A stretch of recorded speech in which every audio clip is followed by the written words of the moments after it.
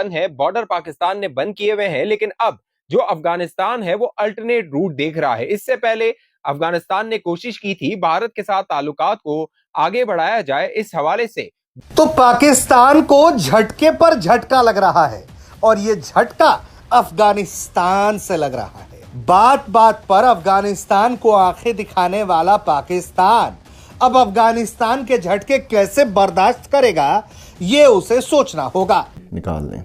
और कुछ मकामात पे ऐसी इतलात भी आई हैं कि कहा गया है कि जनाब पाकिस्तानी करेंसी में जो लेन देन है उस पर बहुत जल्द पाबंदी आयद होने वाली है अफगानिस्तान के अंदर। पाकिस्तान ने आखिरकार आप लोगों से तंग आके, जब मैं आप लोग कहता हूं तो मैं जीएचक्यू का जिक्र कर रहा हूं, जीएचक्यू की पॉलिसीज जो हैं, आसिम मुनीर साहब की जो पॉलिसीज हैं, उनसे तंग आके, फील्ड मार्शल साहब की एसआईएफसी से तंग आके, जो गुज़िश्ता महीनों में जो अमीर मुत्तकी डिप्टी जो फॉरेन मिनिस्टर हैं अफगानिस्तान के, उन्होंने भारत का दौरा किया था, उसके बाद ये खदशा जाहिर किया जा रहा था कि शायद अफगानिस्तान भारत के कैंप में जा सकता है। में शामिल अंतर्राष्ट्रीय प्रदर्शनी का भी वो दौरा करेंगे। इसके अलावा उनकी मुलाकात भारत के विदेश मंत्री, वाणिज्य मंत्री के अलावा बड़े कारोबारी, निवेशकों और दोनों देशों के निजी क्षेत्र के प्रमुख लोगों से शामिल है। हेलो दोस्तों, नमस्कार दोस्तों। पाकिस्तान को तालिबान की तरफ से एक के बाद एक झटका दिया जा रहा है, क्योंकि पहले तो तालिबान ने पाकिस्तान के साथ अपना सभी तरीका का व्यापार बंद किया था। अब तालिबान नया रूट तलाश रहा है, जिसके लिए वो तालिबान का एक ट्रेड डेलीगेशन भारत पहुंच चुका है, जिसने पाकिस्तान की रातों की नींदों को उड़ा दिया है। क्योंकि पाकिस्तान और तालिबान के बीच लगातार रिश्ते खराब से खराब होते चले जा रहे हैं और तालिबान पाकिस्तान को सबक सिखाने की तैयारी में दिख रहा है, क्योंकि तालिबान ने साफ कर दिया है कि वो पाकिस्तान के साथ किसी भी तरीका के कंप्रोमाइज नहीं करने वाला है। अब जब अफगानिस्तान ने ऐलान किया कि वो पाकिस्तान के साथ तिजारती ताल्लुकात को मुनक़ता कर रहा है, अब्दुल गनी ब्रदर ने गुज़िश्ता दिनों एक प्रेस कॉन्फ्रेंस की थी और उसमें जो अफगान ताजिर हैं उनको 3 माह का अल्टीमेटम दे दिया था कि वो अपने खाते सेटल करें जो पाकिस्तानी ताजिर हैं उनके साथ। लेकिन अब जो बड़ी डेवलपमेंट है दोस्तों, अफगानिस्तान के वजीरे जो कॉमर्स हैं, कॉमर्स मिनिस्टर हैं, वजीरे तिजारत हैं, वो पहुंच गए हैं भारत और भारत में बड़ी डील्स हो सकती हैं अफगानिस्तान और जो कह लीजिए भारत है उसके दरमियान। नूरुद्दीन अजीजी जो कि कह लीजिए मिनिस्टर ऑफ इंडस्ट्रीज और कॉमर्स है, वो भारत पहुंचे हैं और इन ताल्लुकात को मजीद आगे बढ़ाने और फिर जो अफगानिस्तान की तिजारत है भारत के साथ उसमें इजाफा करने के हवाले से बातचीत हो रही है। अफगानिस्तान की भारत के साथ हुई है तो आप इस हजम से अंदाजा लगा सकते हैं कि जो अफगानिस्तान की इकोनॉमी है वो पाकिस्तान पे कितना डिपेंडेंट है, कितना डिपेंड करती है। अगर आप पूरे साल 2024-25 की बात करें तो जो पाकिस्तान और अफगानिस्तान के दरमियान तिजारत है वो तकरीबन $2 अरब है, यानी जो भारत की तिजारत है उसके करीब करीब भी नहीं है जो पाकिस्तान और अफगानिस्तान की तिजारत होती रही है। जो भारत है वो जो अफगानिस्तान है उसको ये फेवर देता है कि वो जीरो टैरिफ लगाता है, लेकिन जो अफगानिस्तान की तिजारत की कॉस्ट है भारत के साथ वो पाकिस्तान से कई गुना ज्यादा है, 100 गुना ज्यादा वो कॉस्ट पड़ेगी। जो कराची पोर्ट पे 3 दिन में अफगानिस्तान का जो कंटेनर आता है वो अगर भारत से वो ट्रेड करता है, चाबार के रूट से ट्रेड करता है, तो वो कई दिन लग सकते हैं, 1 माह लग सकता है जब ये ट्रेड जो है वो कर सकेगा अफगानिस्तान। दूसरा जो अल्टरनेट ढूंढा जा रहा है वो ईरान की चाबार पोर्ट है, उसको अल्टरनेट के तौर पे जो है वो तलाश किया जा रहा है, उस पर काम किया जा रहा है। जो भारत की तिजारत हो रही थी अफगानिस्तान के साथ, वाघा बॉर्डर का जो रास्ता था वो पाकिस्तान ने खोला हुआ था, क्योंकि हम कहते थे जो अफगानिस्तान है वो हमारा ब्रदर मुल्क है, लेकिन उसने जो पाकिस्तान के साथ किया वो हम देख चुके थे। लिहाजा अब जो अफगानिस्तान है वो मजबूर हुआ है कि वो नए एवेन्यूज तलाश करे। अफगानिस्तान की गुज़िश्ता जो 6 माह में जो ट्रेड हुई है वो $1.6 बिलियन तक पहुंच गई है। मुल्क में तमाम कारोबार, जिलेट जो है ना, वो हुसैन कानी साहब ने लिखा था कि जी अब पाकिस्तानी शेव कहां से करेंगे, उनको कोई और ब्रांड इस्तेमाल करने पड़ेंगे, जिलेट पाकिस्तान छोड़ के जा रहा है, हर कोई पाकिस्तान छोड़ के जा रहा है। मैंने उनको लिखा, मैंने कहा कानी साहब आप टेंशन मत लेना, एक्स के ऊपर मैंने लिखा, मैं कहा आप टेंशन मत लें, आप फिक्र मत करें, मुनीरा ब्लेड जो है शेव करने के लिए, मुनीरा ब्लेड है ना तो आप मुझे बताएं। अजरा मजाक ये बात हुई, लेकिन असल सीरियस मौजू के ऊपर आते हैं कि बैकग्राउंड ये है कि पाकिस्तान हमेशा से ट्रेडिशनली जो है वो अफगानिस्तान के जरिए न सिर्फ अफगानिस्तान के अंदर गंदम बेचता है, और हर सीजन के अंदर 500 से 600 अरब रुपए का जो है ये गंदम बेची जाती है। मैं कि खुद तोरखम के ऊपर रहा हूं, तो उस वक्त अगर पाकिस्तान में गंदम 100 रुपए किलो है, तो वो अफगानिस्तान बॉर्डर गेट क्रॉस करते ही 300 रुपए किलो हो जाती है। इतना बड़ा प्रॉफिट मार्जिन है, जो कि पंजाब के अंदर मेजोरिटी तो पंजाब कमा रहा है ना, ब्रेड बास्केट है, और पंजाब के व्यापारी कमा रहे हैं।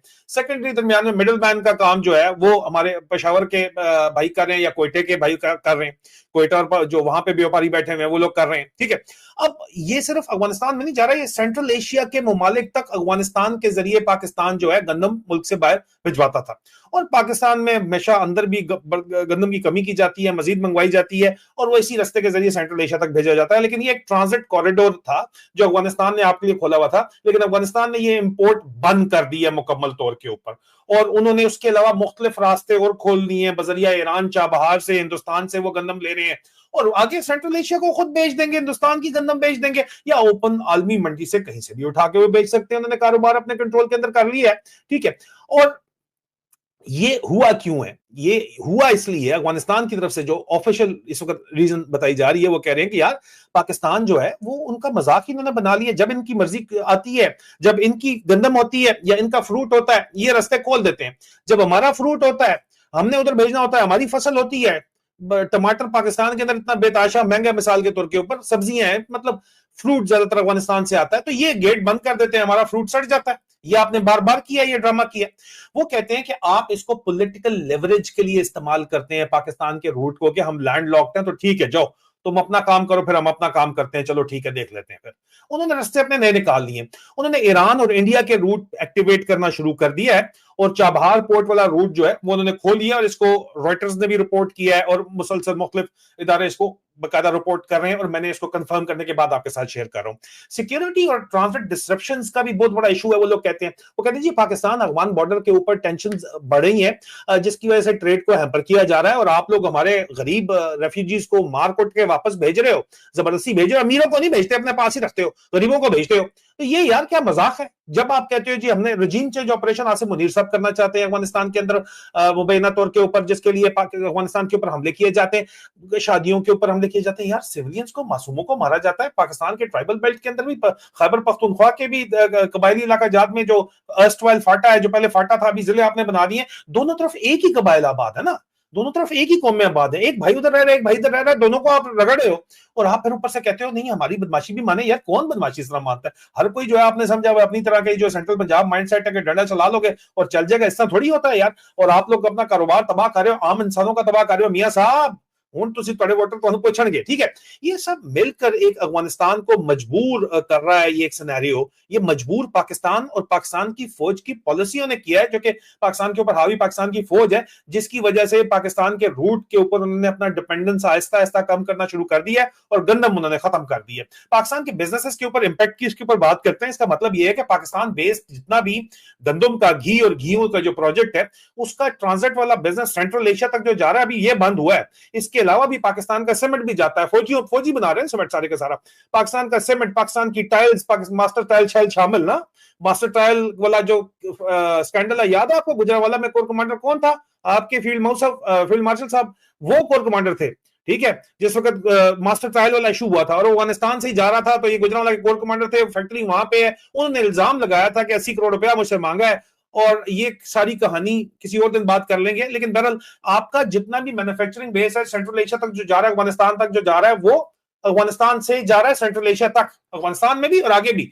आपने खुद आपकी पॉलिसी की वजह से वो बंद हुआ है। क्या करोगे जाके वहां पे? रजीम चेंज करोगे? अमेरिका नहीं, रूस नहीं कर सका, तुम बहुत। इसके अलावा माना जा रहा है कि आर्थिक सहयोग को बढ़ाने, व्यापार को आसान बनाने, संयुक्त निवेश के नए अवसर पैदा करना, क्षेत्रीय पारगमन मार्गों में अफगानिस्तान की भूमिका को मजबूत करना, चाबहार पोर्ट का प्रभावी उपयोग करना शामिल है।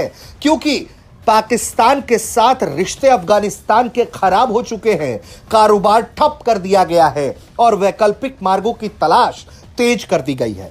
तो दोस्तों, जिस तरह से तालिबान ने पाकिस्तान को नजरअंदाज किया है, उसे लेकर के पाकिस्तानी मीडिया इस वक्त काफी ज्यादा परेशान, और पाकिस्तानियों का लगातार यही कहना है कि आसिम मुनीर की जो रणनीति है वो पाकिस्तान को ले डूबेगी, क्योंकि आसिम मुनीर जिस तरह से तालिबान के साथ लगातार अपने रिश्तों को खराब कर रहा था और उसने ही साफ बता दिया था कि आसिम मुनीर पाकिस्तान की लुटिया डुबो कर मानेगा और उसी का नतीजा है कि तालिबान अब पूरी तरीका से पाकिस्तान के लिए अपने सारे रास्ते सेंट्रल एशिया के लिए बंद कर चुका है और तालिबान भारत का चाबहार पोर्ट के जरिए अब व्यापार करना चाहता है और वो पाकिस्तान को पूरी तरीका से साइड करना चाहता है। यही कारण है कि पाकिस्तान इससे और ज्यादा बौखलाया हुआ है और तालिबान पर लगातार एयर स्ट्राइक लॉन्च कर रहा है, जिसका जवाब तालिबान बखूबी देता है। लेकिन तालिबान के पास कोई एयर फोर्स नहीं है, उसका फायदा पाकिस्तान उठाता है।